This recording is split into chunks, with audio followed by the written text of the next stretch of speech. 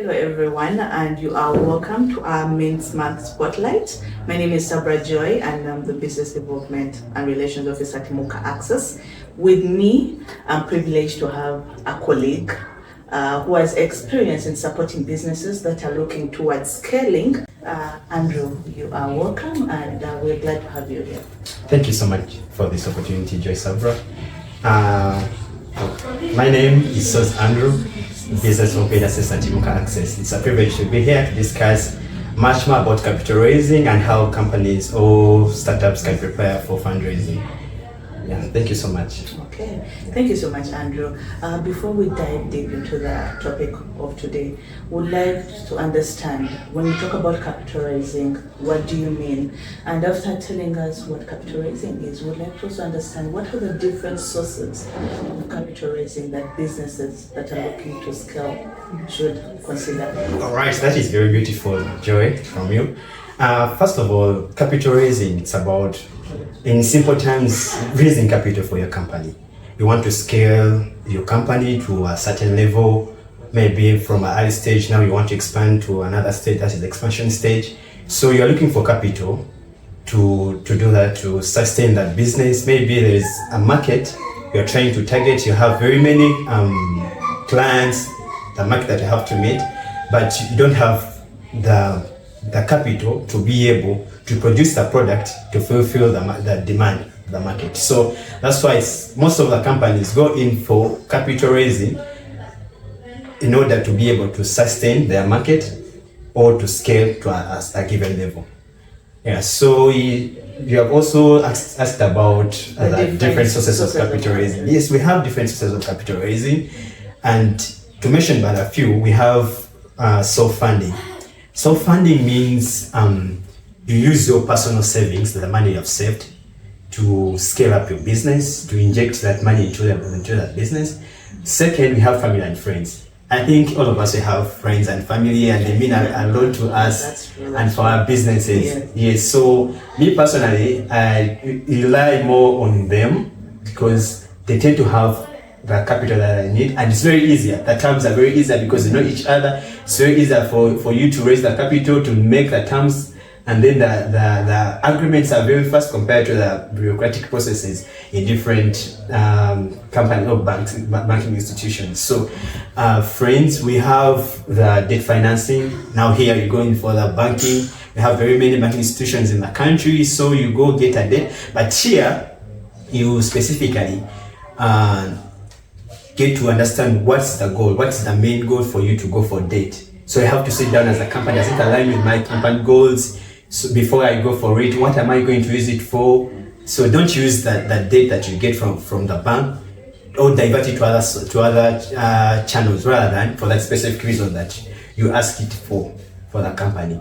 So that here it is very easier for you to inject it into something that will bring back the money to ease the repayment of the debt with the interest. We have sorry to cut you short. I would like to understand, most times when you talk about debt financing, what comes to my mind is interest. So in the capital raising area, specifically debt financing, do we get interest? Does a company have to pay interest?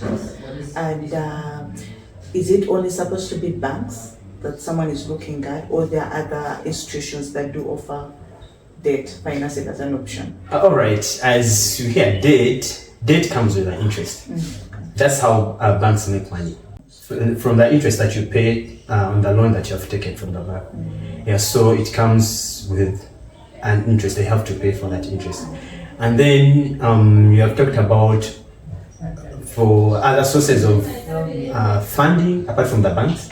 Yes, we have the angel investors, we have the venture capitalists, we can do even the crowdfunding. Yeah, so there are many other institutions which can provide us with the funding, the right funding. But here it goes back to what is your main goal? What do you want to attain at the end of the day for your company?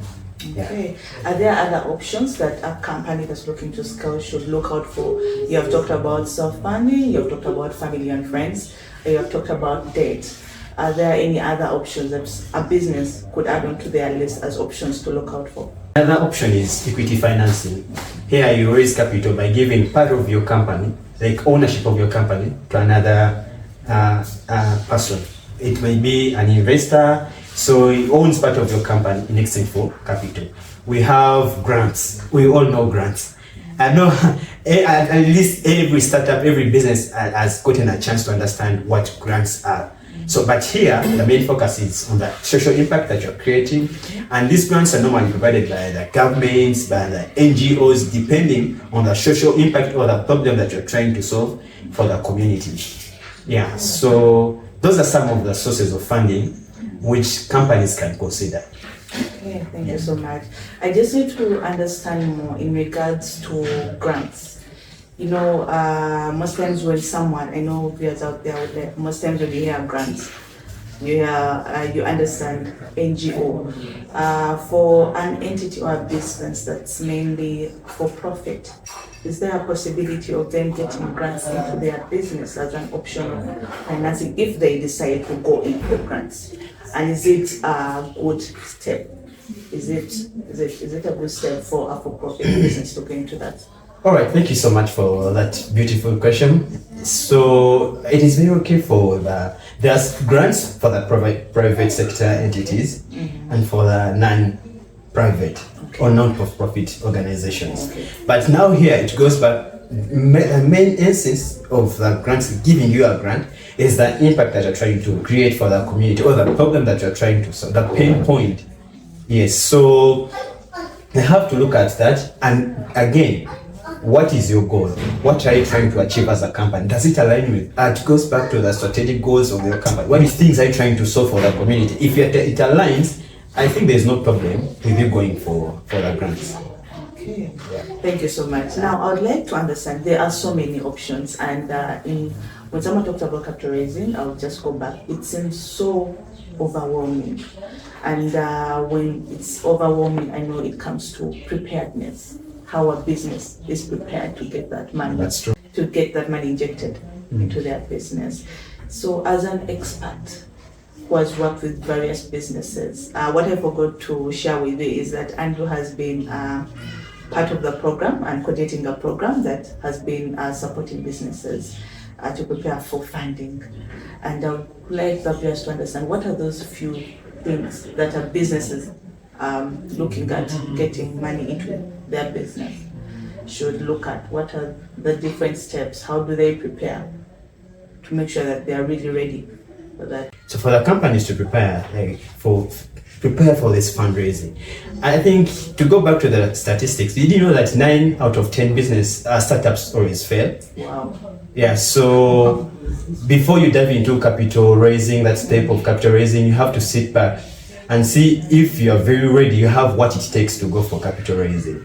So I know by the end of this session, at least you would have gotten a glimpse of what it means to prepare for capital raising, what you should consider before you go for capital raising, looking for investors. So one of the things is validation. What problem are you trying to solve? What is the pain point, the main problem that clients or the people are facing in the community that are trying to solve?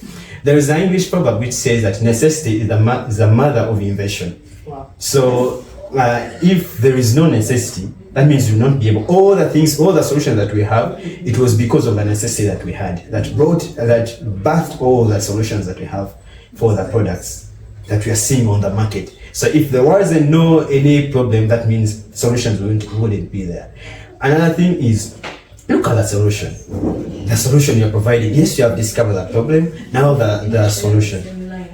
Are people willing to buy your solution? Are people willing to buy the product you're trying to offer to solve the problem? So in your mind, as you're trying to come up with your product, trace the capital, everything, the validation, these things. So ensure that people are ready to buy your product that you're trying to give them. Another thing, have you reached out to the potential customers before you try to put out your product to the customers?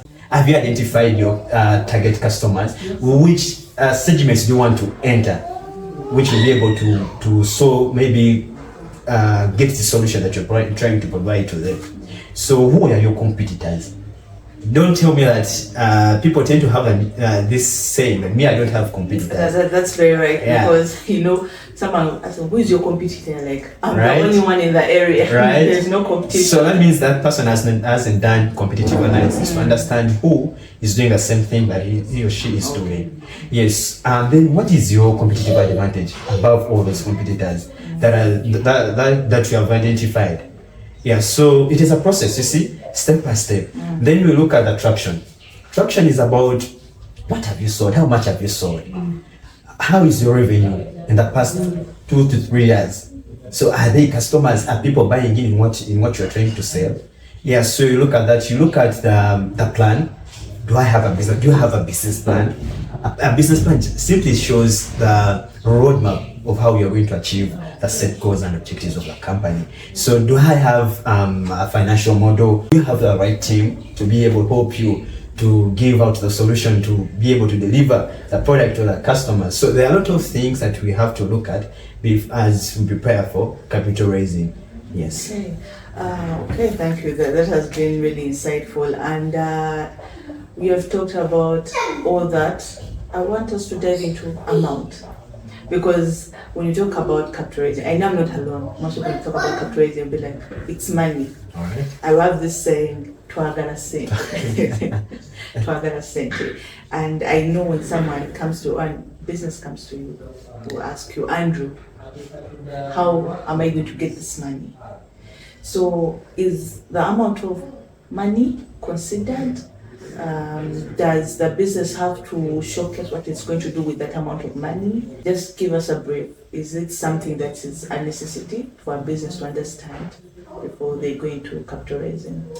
All right, I think that is a process, because the many instances that we have gotten clients we have onboarded on for capital raising, they come with too much expectations. But when you try, what we do, we don't go straight away to help you raise capital, but we do the due diligence to understand, to give us the snapshot of your business, how is your business operating. So we just give you the investor memo where you'll be able to answer different questions, give us a snapshot of your revenue, the goals, the impact, which solution, the things that I've talked about earlier. So we have to do that due diligence before we even look at the amount of money. Yeah, so what you have as the company determines the amount of money that you're going to get from the investor. Okay. Yes. Wow, that's good. And I would like to thank you. It's quite insightful. Thank you so much. Just before we come to the close, can you give us a tip you give for any business out there that's looking to scale, and mainly through the capital raising area? Yeah, so one most important tip that I can tell to our viewers, especially those in the field of capital raising, is be prepared enough. Okay. Be prepared enough. We are here to walk the journey with you as Imuka Access Limited.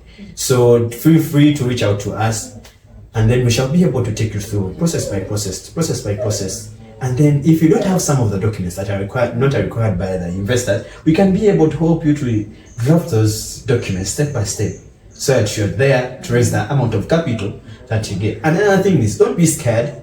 It's not something which is very hard, difficult. It's just coming out of your shell, and you know what you want as a company, the goal as to why you set up your company. Thank you so much, and we'd love to see you in another. Thank you so much for the opportunity too. It's a pleasure.